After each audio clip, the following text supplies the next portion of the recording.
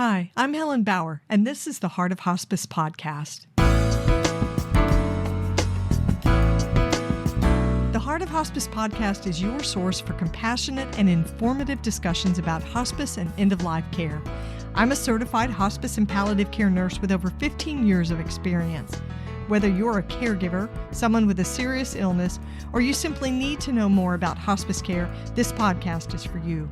Join me as we explore all the aspects of hospice, from the details of caregiving to the emotional and spiritual dimensions of end-of-life journeys. For more resources and to connect with me, visit theheartofhospice.com and find us on Facebook, Instagram, and LinkedIn. Keep listening for today's episode.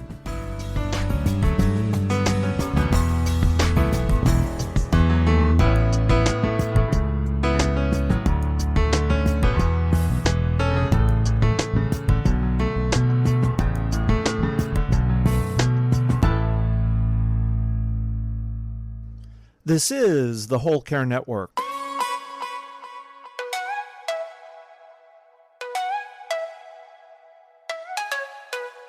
Helping you tell your story one podcast at a time.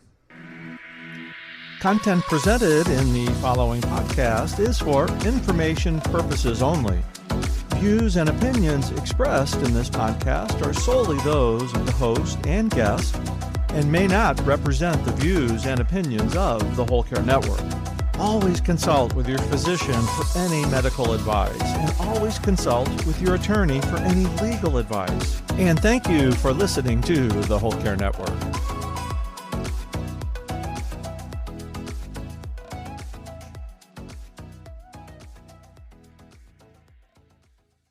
This episode is being sponsored by bkbooks.com. BK Books helps care teams and families understand what to expect at the end of life. Created by Barbara Carnes, these trusted booklets and videos explain the physical and emotional changes of dying with warmth and clarity. Whether you're guiding others or caring for someone you love, BK Books brings understanding that eases fear and fosters peace. Explore our compassionate resources at bkbooks.com. Hospice chaplain and end-of-life doula Daniel DeLoma is devoted to the sacred task of helping others die well with dignity, presence, and the steady rhythm of the heart as their guide.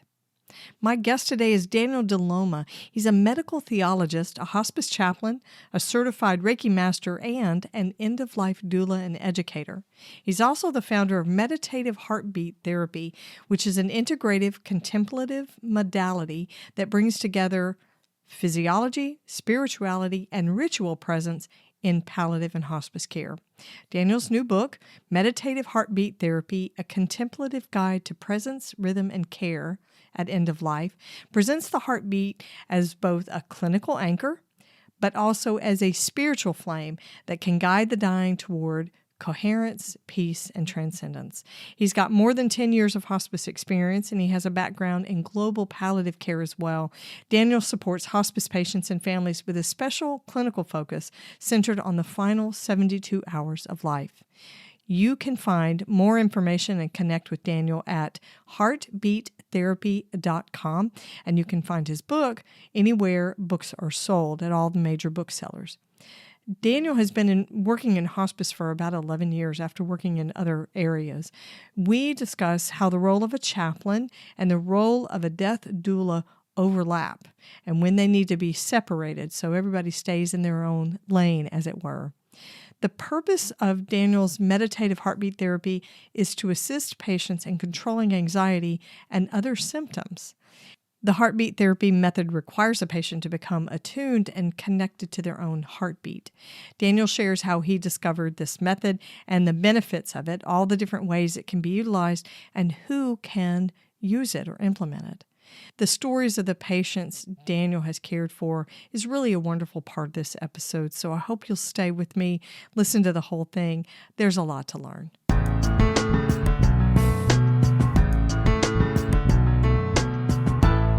Daniel, it's great to have you on the show. Welcome to the Heart of Hospice podcast. Thank you. It's great to be here. I love talking to other fellow hospice workers because we speak the end-of-life language It's a little weird, but it's always good stuff. So we're going to start with an icebreaker question that is related to end of life, right? Because that's what we do. So here's your question for today. Tell me something that's part of your advanced care planning.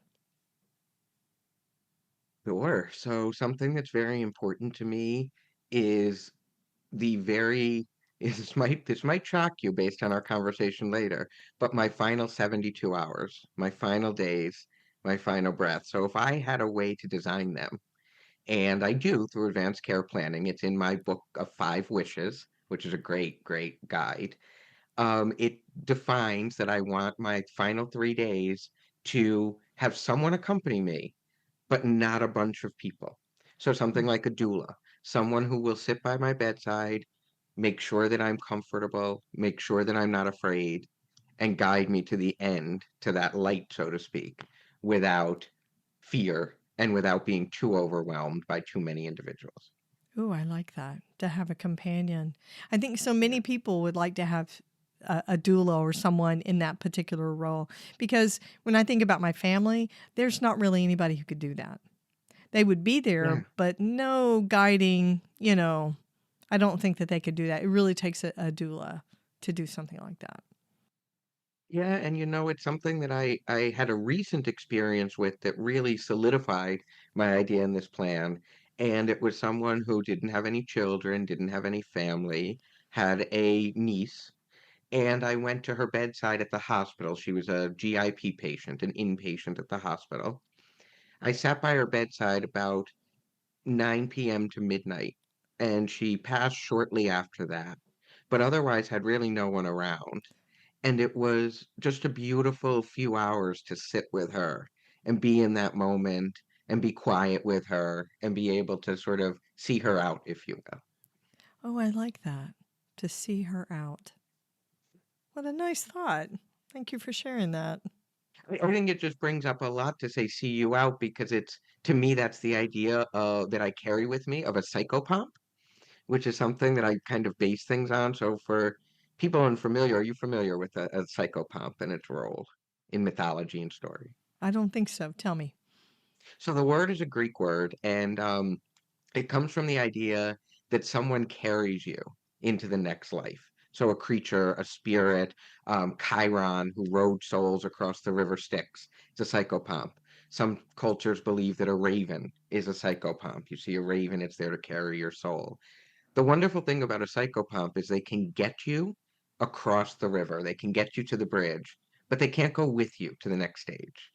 And I really latched on to that idea. And I love the idea that I can be with people in those final few moments. I can't go with them, but I can see them to that bridge. I can be that psychopomp, that physical, actual psychopomp on earth, and then hand it off to maybe there's someone out there next, maybe there's not, but hand it off to whoever's next. I love that. It's companioning, you know, Yeah.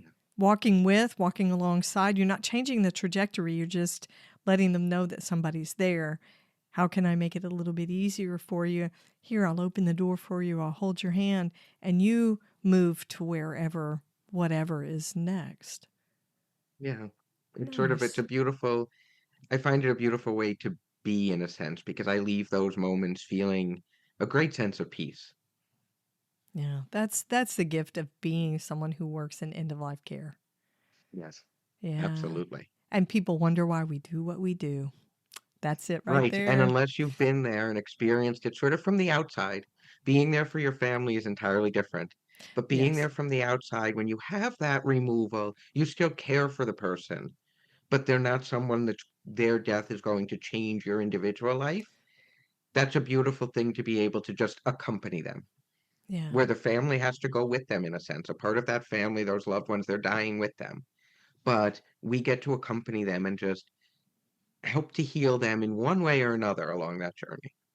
And that's an interesting point that you bring up because we do sort of need to split away from our hospice worker selves when it comes to having someone in our own family, in our personal lives, who is dying and dies.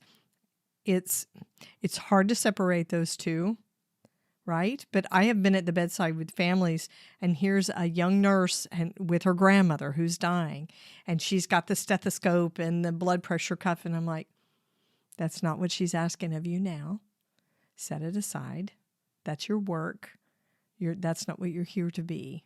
This is your grandmother. And it takes someone actually saying to you, this is not what you're supposed to do here. Let's change it. Think about how you want to be Your here. family. Yeah, yeah. Yeah. Be his wife, be his sister, be his brother, be their whatever, the relationship is. That's all they need you to be right now. Let the team, we come in, we take care of that. Yeah. And then we gracefully disappear and let you have your time. But let us take care of those challenging parts. Yeah. Just be you right now for them. Yeah, it's a hard thing because, we were talking off mic about the many hats that hospice workers wear, volunteer coordinator, bereavement coordinator, chaplain, and that's very common. I think it's hard for us to take off that role, to take off that Yes. uniform that says, here's what I'm supposed to do. I'm going to assess your belly, assess your lungs, assess your blood pressure, your breathing, all those things.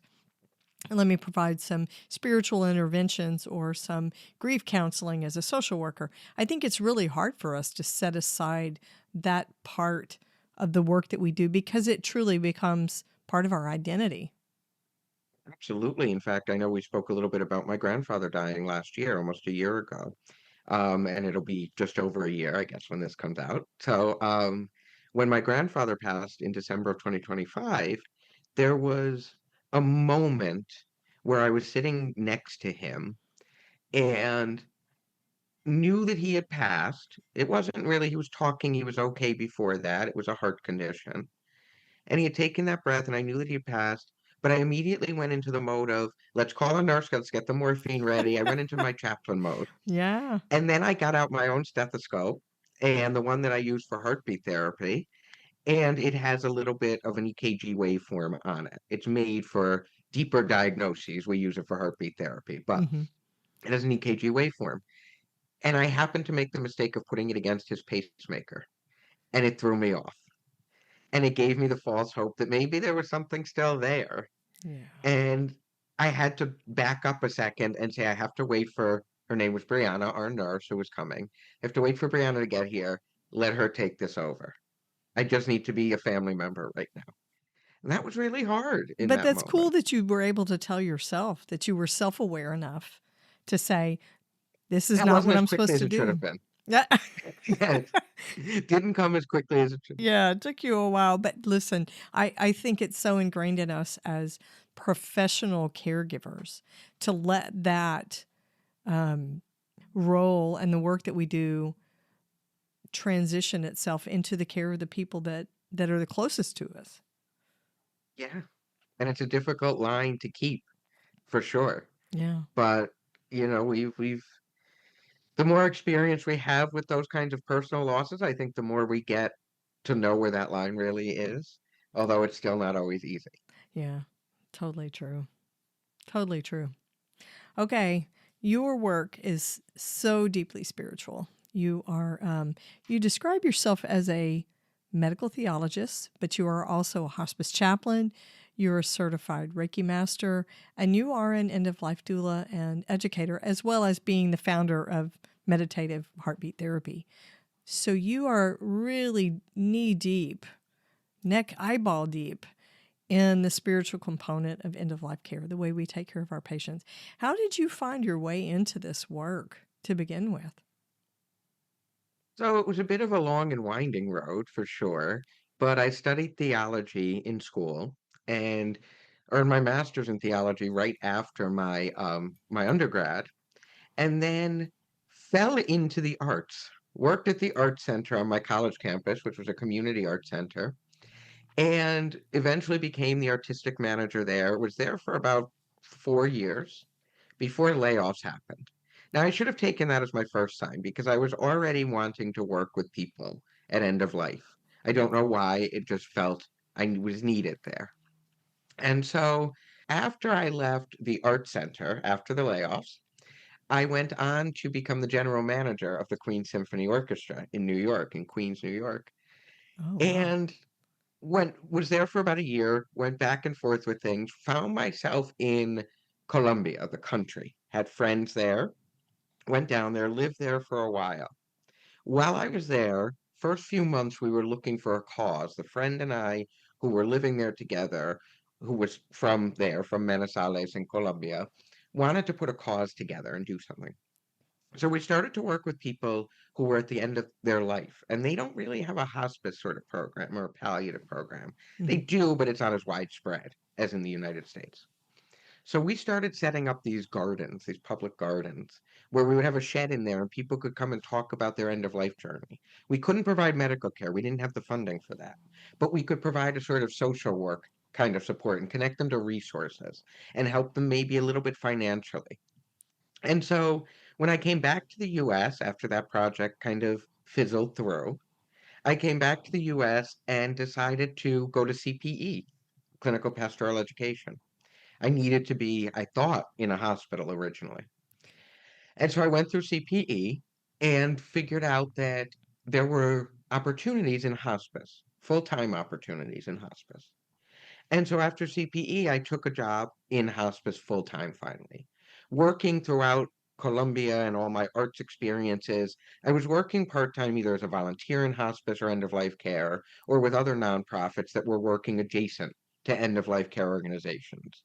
So I had a lot of patients and had a lot of patient exposure, but nothing directly and formally hospice. So when I found myself finally working full-time for a hospice, I knew this was it. Hospice and palliative care was my route. And so that was about 10 years ago now. We're looking at 11 years in 2026. And that's where I've been ever since. And I realized that there was a place for deep spiritual care in hospice. It's more than about God. It's more than about prayer. It's more than about trying to get you to believe or seek forgiveness at the end. There is that if you are looking for that, but it's also integrating the medical and the spiritual, bringing together that dualist, that body and soul that we all have. And that need is so great. And it's so great when you have chaplains that recognize that need too and provide those kinds of services. And through that, we may talk more about it, but that's how heartbeat therapy came to be through the providing those services, trying to integrate other things than simply prayer. As important as prayer can be, some people simply don't want that.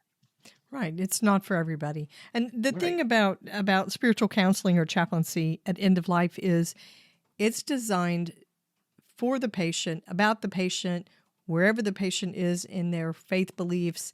I always love having chaplains or anybody working in spiritual care, spiritual counseling on the show, because it's a perfect opportunity to tell my listeners it is not the chaplain's job to convert, change, proselytize, save, redeem, any of those things.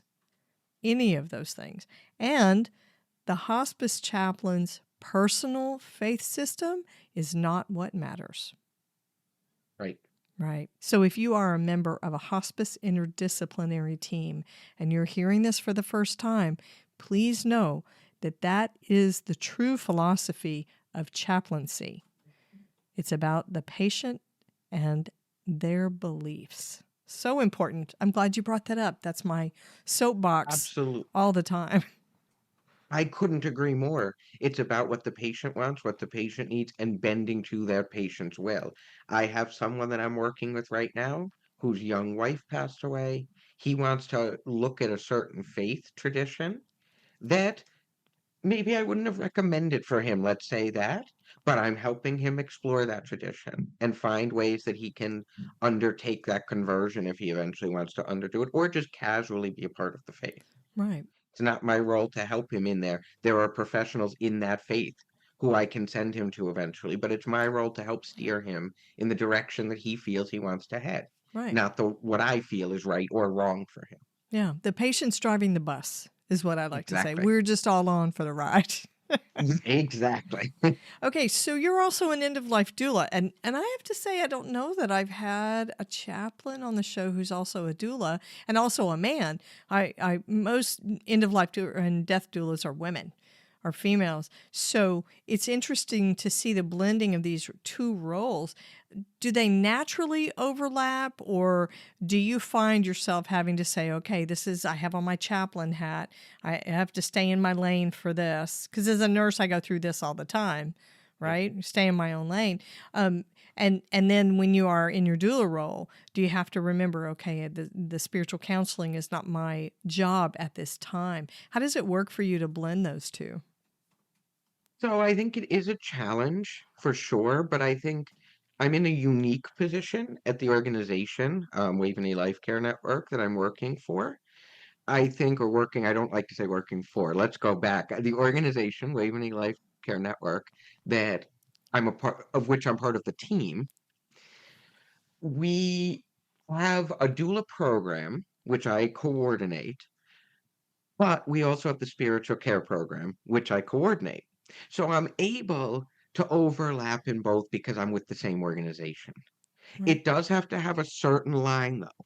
So I can't step out of the room when I'm sitting vigil with a patient to become a bereavement counselor for their, say, daughter. I have to then say, let's call in our social worker, for example, who can sit out in the hallway with you or sit in the living room with you. Well, I'm here with mom. Yeah. But that rarely happens. Usually it's all happening in the same room. So I can be the expert on those end of life matters in my doula hat, but also do it in a way with spiritual undertones, if you will.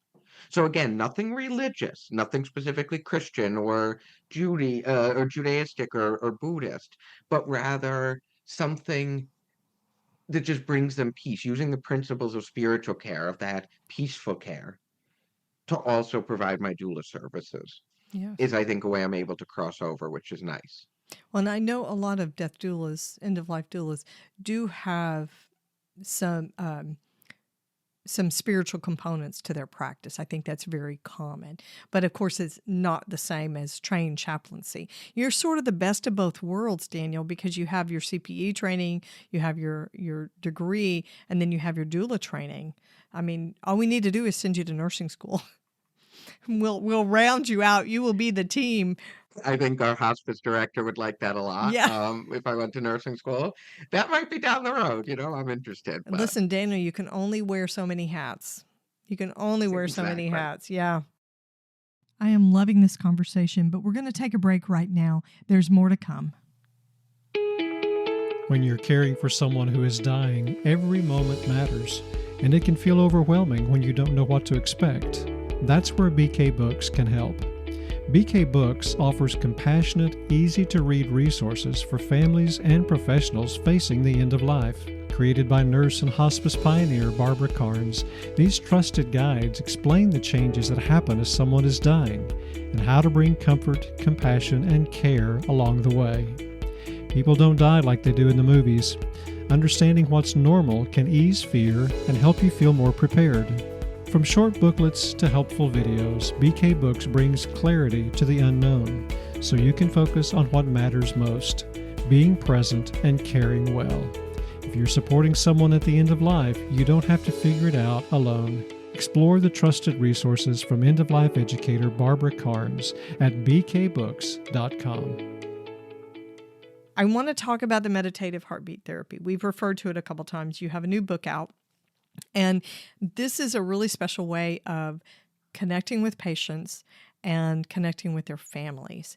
And I read about it. I want you to tell about it, explain it, and tell me how you even stumbled on this and how significant it is.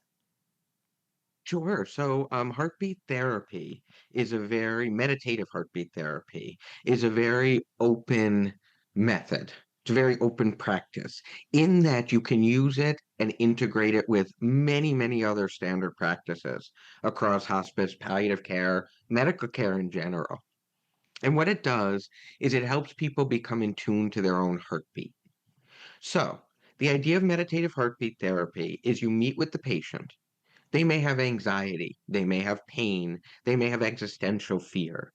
They may have fear of dying, they may have fear of leaving a loved one, any kind of emotion they may be experiencing. Tuning them into their heartbeat helps them to calm down. We know that one of the first sounds, if not the first sound, that newly formed fetuses hear in the womb is their mother's heartbeat. We're naturally tuned to find that calming. So by finding the person's heartbeat, even if it's just with their hand on their chest or a finger on their carotid artery, we get them to start to breathe with it. That doesn't mean breathe rapidly in tune with your heart maybe beating rapidly, but rather breathe while you're feeling your heartbeat. Think of nothing else in that moment. Start to focus. And by thinking of nothing else in that moment, your head begins to fill with a million thoughts. It's like being on the CAT scan machine and the technician saying, "Don't move." Well, now you get itchy. So now you have to move. So it's sort of reverse psychology. Don't think about anything. Well, now I'm thinking about the pain I'm in. I'm thinking about the stress I'm under. I'm thinking about leaving my mom. I'm thinking about all of these things. Now you're going to start after 5, 6 minutes of silence and listening to your heartbeat to spew those things forward. You're going to tell whoever you're working on heartbeat therapy with, your nurse, your chaplain, your social worker, I'm thinking about all of this. Great. Now we've zeroed in on what these fears are about or what this anxiety is about. So let's get to the bottom of it. Or if it's physical pain, let's start to find that heartbeat attunement, that breathing as a way of meditating that pain down a bit. A lot of people, it started when I was with a patient who had hesitancy to morphine, and he was very anxious and he didn't want to take his morphine. And so I had him listen to his heartbeat. It was just an out of the blue experience. Listen to your heartbeat, my friend. Let's get through this. He listened to it. After about 5 minutes of this, he started to accept that he needed some more help. He started to think and spew out the thoughts, well, I'm going to be in pain, but if I'm under morphine, I can't talk to my loved ones anymore, et cetera, et cetera. After about an hour there, he took his morphine. And then he started to fall asleep, and the methods really worked. And then I came back and did it again and again. And then I started bringing it to other patients. And it started to go with Reiki. And it started to go with clinical hypnosis, where we do a candle meditation. We have them look at, in a lot of cases, most cases, an artificial candle for safety. And then we have them stare at the candle while listening to a recording of their heartbeat. We can record their heartbeat with a special stethoscope. And that's kind of a bonus that we can do. And using this Echo brand stethoscope, you can use any brand. I happen to use an Echo brand. It makes a beautiful recording of their heartbeat that you can then play for them on a speaker or on headphones. And they can become attuned to nothing but their heartbeat. They hear no other sound in the room. And it helps people fall asleep. I just used it the other night with a patient who has multiple fractures in her pelvis, in severe pain.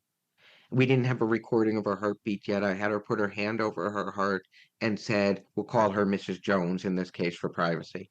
Mrs. Jones, let's breathe together.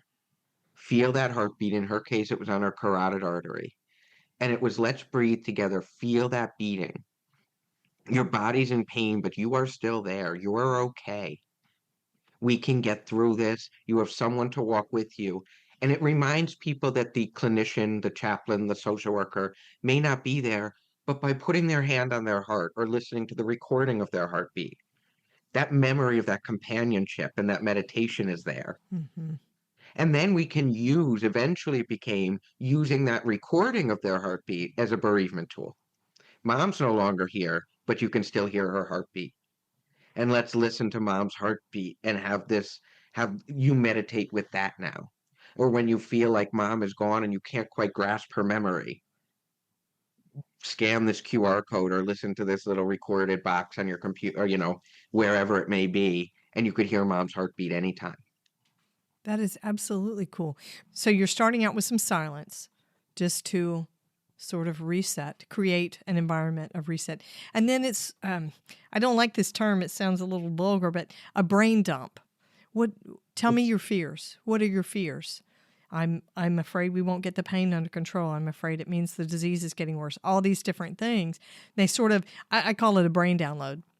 You just dump all that stuff off, which is amazing because the science shows that if someone who has something that's bothering them offloads it to a friend, then the weight of it is cut in half. Mm-hmm. Yeah, it doesn't create an incredible burden for someone else. It's cut in half. Yeah, Yeah, let me carry that weight for you. And right. then we can take it a step further, again, in my sort of unique position, but I think any doula could team up with the interdisciplinary team and then use the heartbeat in those final 72 hours, those critical moments, when I'm speaking to a patient who can't usually respond at that point. Right. I'm using their heartbeat. I'm playing that recording, or I'm putting my own hand on their chest if it's appropriate, or wherever it may be. And I'm saying, remember your heartbeat is still there. Remember your flame is still with you. That flame stays alive forever. And making metaphors relevant to their life. And I'm saying it's okay. My hand is with you. You have someone with you. Your heartbeat is going to keep you going. And it goes with that drum beat from ancient times. I've written about it in the book about different cultural aspects of the heartbeat. One that really always has struck me is in not only indigenous tribes in the United States, but indigenous tribes around the world use the drum beat when someone dies. And I had a great conversation with one of the tribal leaders here in Connecticut over the summer, right before the book really got finished. They light a fire in the tribe when someone dies, and that fire is tended to by someone consistently until the person is buried. So let's say the burial is 3 days later, you would light a fire in your, say, fire pit in the yard, and you would keep that fire burning for those 3 days. And it becomes sort of a wake. And in that wake moment, people can come over and sit by the fire and talk to you and get through it. But then you accompany in the procession, at least those that still do this, you accompany the body to their final resting place, their gravesite, with drum beats. And that symbolizes that the fire's out, but the sound of their heart is resonating as they go to the grave and as they go to the afterlife, Mm. whatever the specific belief in the afterlife, depending on the culture, is. But it's universal that that heartbeat keeps pace while they're going to that place. And I think it's a beautiful thing. And so I try to work with as many people while they're still cognizant enough to understand the emotional and spiritual background of the therapy so that when their final 3 days come and we don't know what's going on in their brain, in their physical selves, they're able to somehow unconsciously, subconsciously absorb that therapy and find calmness because they do. That's amazing. They do find calmness when they're restless. We've done tests where we will have their individual's heartbeat monitored with a typical hospital heart rate monitor, so a good quality monitor, before, during, and after the therapy. Before the therapy, a dying person's heart rate may be as high as 150, 160 beats per minute. We will bring in heartbeat therapy, even if they've never had it during their cognizant period. We will bring in heartbeat therapy and the heart rate will go as low as 60 or 70 beats per minute. And it'll stay that way for usually about an hour until the person begins to get anxious and restless again. And we just don't know why yet. Yeah, the The science is science there. is there, the evidence is there. I would like to work more with neurologists and individuals who may allow us to look at what's going on in their brain and with brain waves. But that's down the line at some point, as I focus more on the spiritual, the physical side of things also excites me in a way that I'd like to look at to be able to help more individuals and make sure we're going about this as best as we can. Yeah, interesting.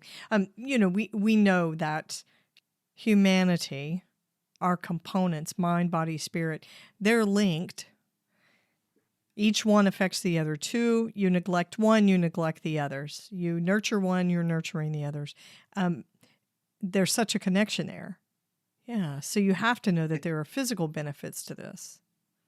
Absolutely. I mean, we are, for better or worse, our body and spirit, in which I personally believe are separate entities, are linked unto from birth to death. Somehow, some way they're linked, and you have to care for one to care for the other. Physical pain very much causes spiritual pain, and the other way around. We Yes. know that individuals who are depressed, who are upset, who are otherwise healthy, can experience physical symptoms of that depression, of that pain. So we have to really, as hospice does so wonderfully, look at the whole person. and work with the nurses who I say to them all the time, you are spiritual care providers. By dosing that morphine, by giving them the lorazepam, by figuring out what their needs are, you're caring for their spirit as well. Yeah. And you're doing something beautiful. And for the spiritual care providers and the social workers and that part of the team, you're caring for their body by caring for their spirit and their emotional side. Yeah. This is why hospice has an interdisciplinary team to take Yes. care of And patients. that's another reason I love hospice care so much, or even palliative care. A lot of palliative interdisciplinary work happens because there's that teamwork. There's that look, we can't, as much as I want to be the nurse and the doctor and the chaplain and all of it in one Yeah. for my own edification purposes, I also know that the team is so necessary. You can't do it. How often we're out there in the field and I'm calling a nurse or the social worker's calling me or the nurse is calling me and et cetera, or Yeah. even the simple act of bringing diapers to someone who's run out and they can't go out because their mom's only caretaker. And just seeing the relief on that face and the, oh, thank you. Now I can get through the day until my brother comes tomorrow with some more. Yeah. Something simple, but all these interventions matter so much, and it is very edifying. I think that's a great word. Yeah, to be able to be the one that provides those things. So let's look a little bit further at the meditative heartbeat therapy. Who would you use it with? Who would benefit from it? And who can use it? Who can, I guess, provide it for someone else? So any member of the team could certainly provide it. I think we'll start there. And I think you could absolutely teach family members and caregivers to provide it as well. Oh, I think it, could be as simple as one visit from a member of the team who knows the therapy and then trains the caregiver on it. And maybe that member of the team, if they're not a regular visitor, comes and checks in every once in a while to see how that therapy is going, but it's a therapy that was designed to be mastered by anyone. If you integrate it with Reiki, if you happen to know Reiki, if you integrate it with something else, another, as I said, clinical hypnosis or a doula practice, yeah, great.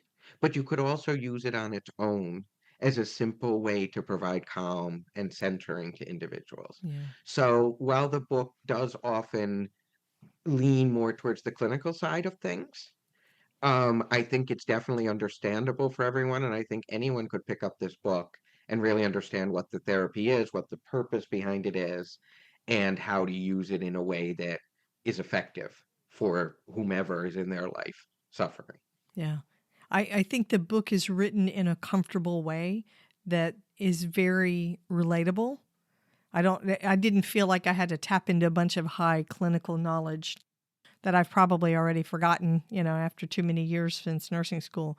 But it felt like a very comfortable, relatable therapy to receive and to provide. I really like that part of it, the nature of it, the character of it. I did. Thank you for saying that. That's what I was hoping to do with that.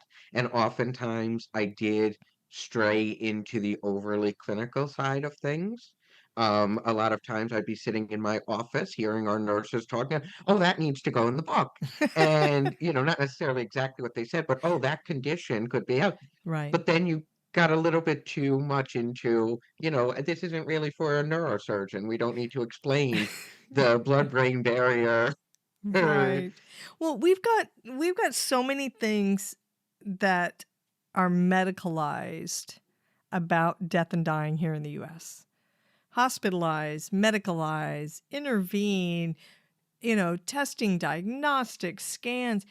And truly, when you think about the last months to weeks to days, that's not what people are looking for.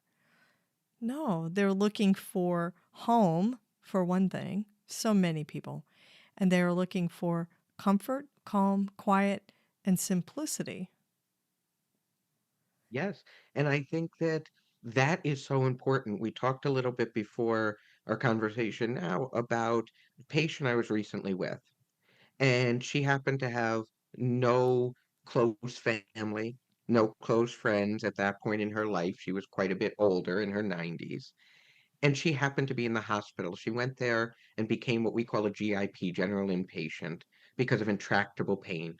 We didn't have, there's no medication, as you know about hospice. Sometimes you reach a point where there's just not enough at home Right. and you have to have that IV.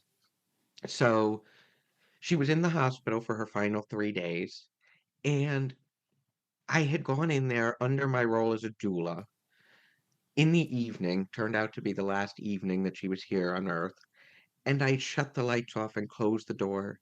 And we turned that, and I had my, what I say, my fake candles, my artificial Yeah. candles, battery candles. We had them lined up across the window, and the blinds open. The hospital has beautiful views of the city of Norwalk, where it's located. And we just looked out on the night. However much she saw, I can't say, but it was silent. We looked out on the night. We listened to her heartbeat together, not because I was trying to obtain a reading or see if there was any VTAC or any stress or AFib, rather to help her, to say, my hand is on your heart and we're going to walk together. Yeah. And beautiful things happen. And there's been a lot of moments where I've been with somebody when they do take that final breath and it's quiet. I've been with a lot of moments where it's chaotic in the home. I've been with, but some people love that.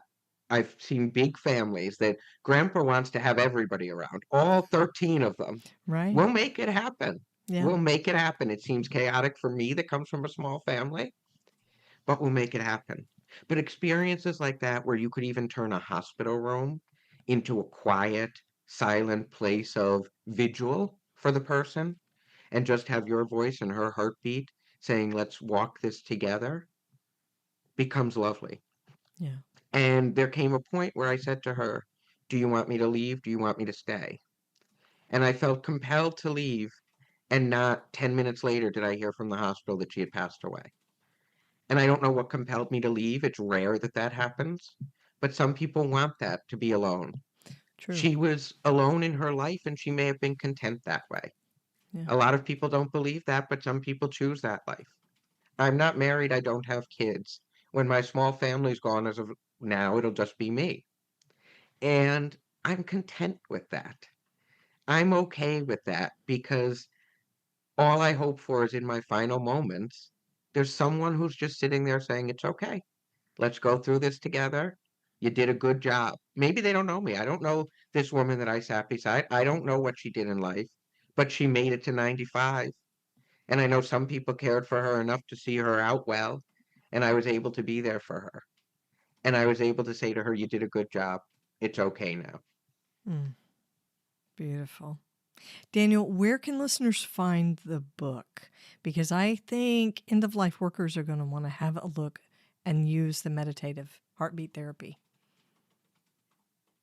Thanks. It's available everywhere books are sold, Barnes and Noble, Amazon. You can also go to the Meditative Heartbeat Therapy website, which is heartbeattherapy.com.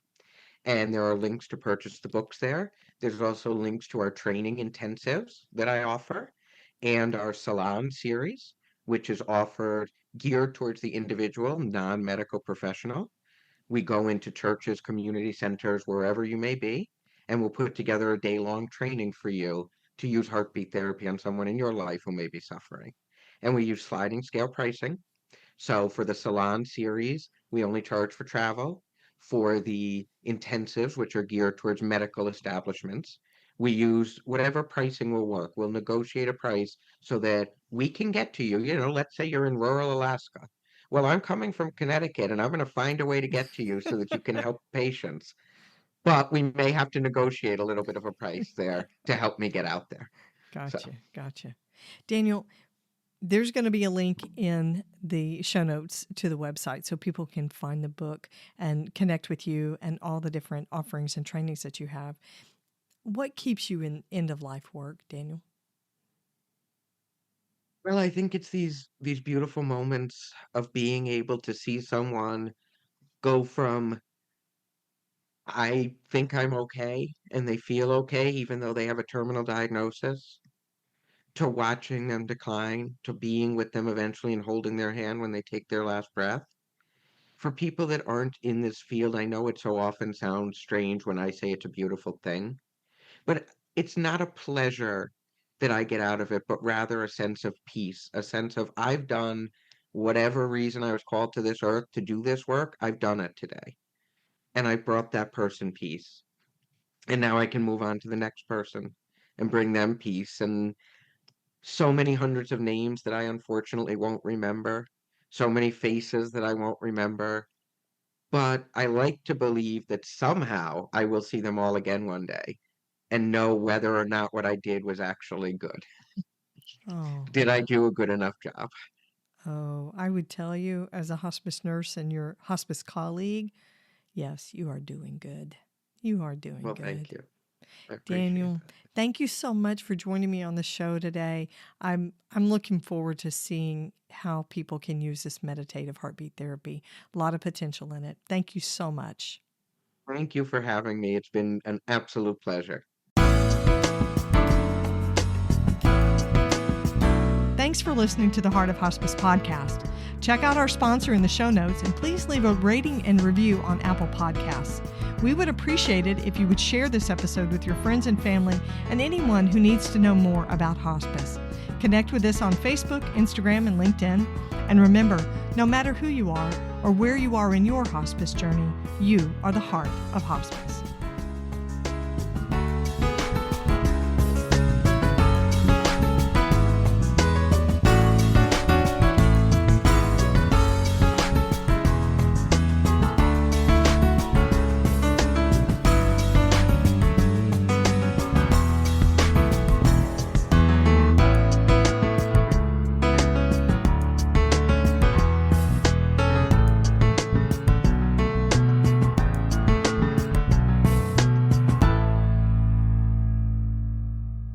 This is the Whole Care Network.